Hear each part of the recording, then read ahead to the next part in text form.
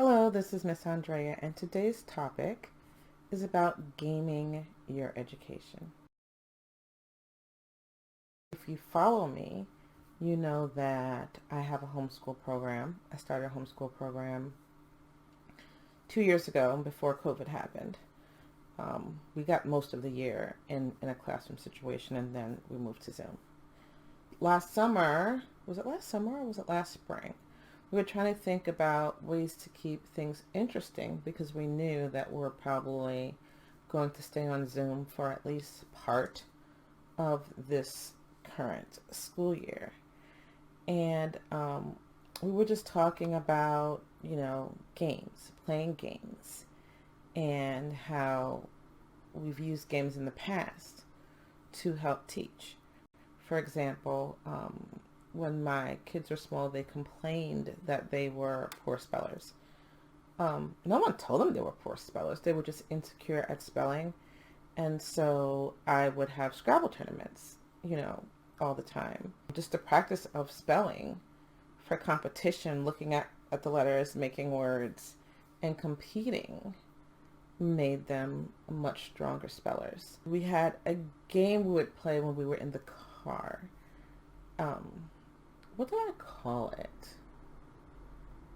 What did I call it? I think I called it comma period. And kind of how you would look out the window and see a colored car and call something out. It was just that kind of thing, and we only played it in the car. And the point was to verbally punctuate your conversation.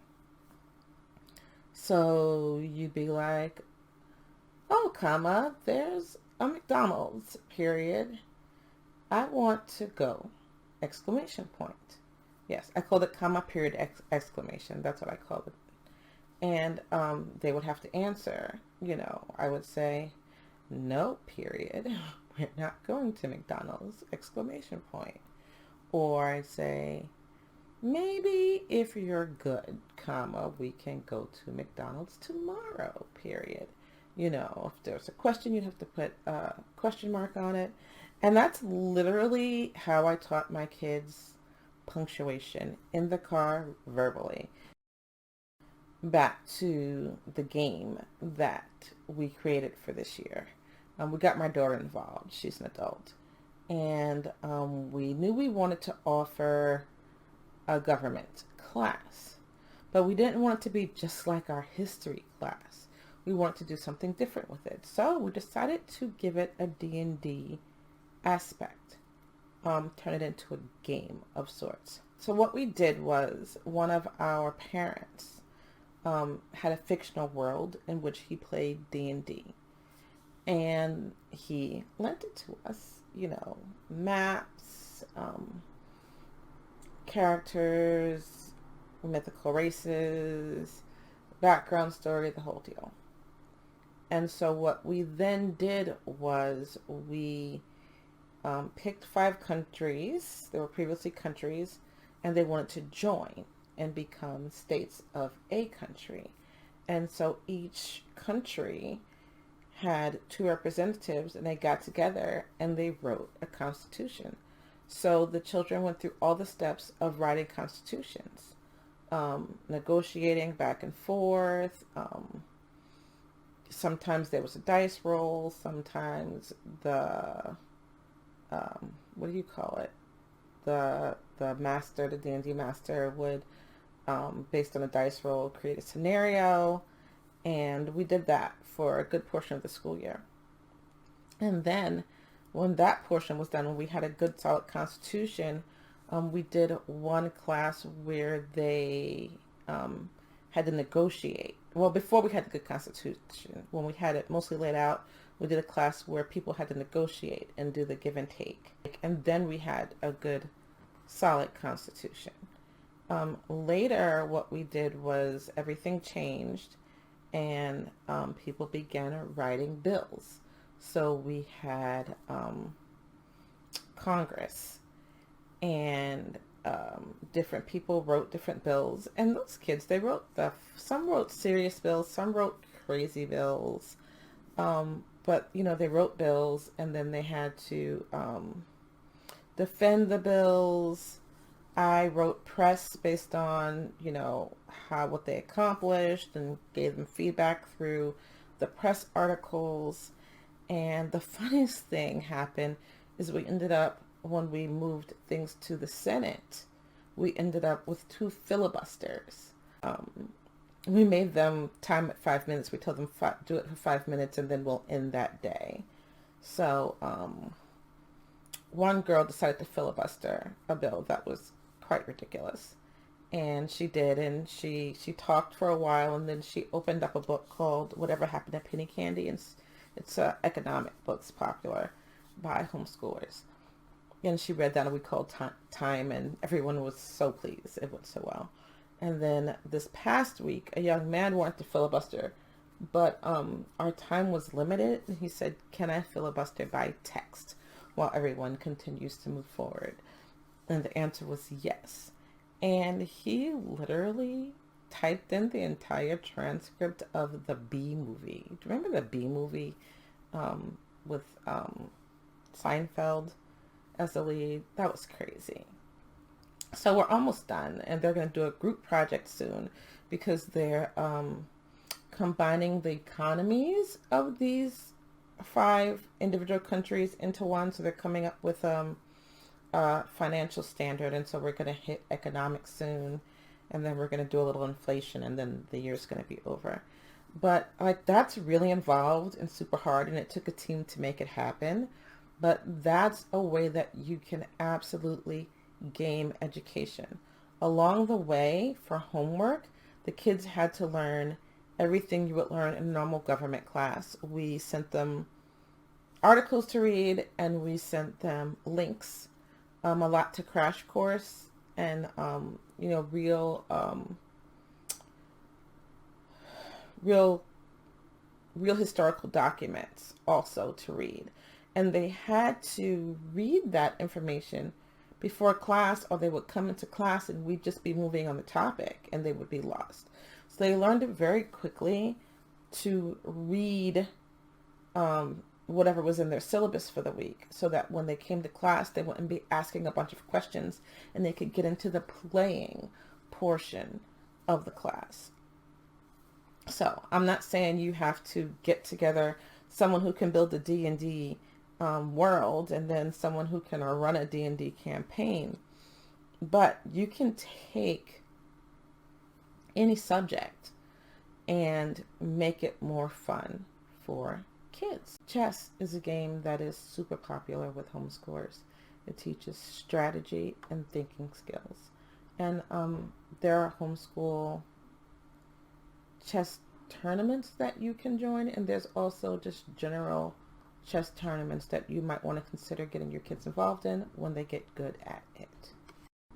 For young children learning their letters and their colors and things like that, you can play memory games where you put 2 cards the same or 2 cards that go together, turn them over, and then they have to turn them over and find the matches.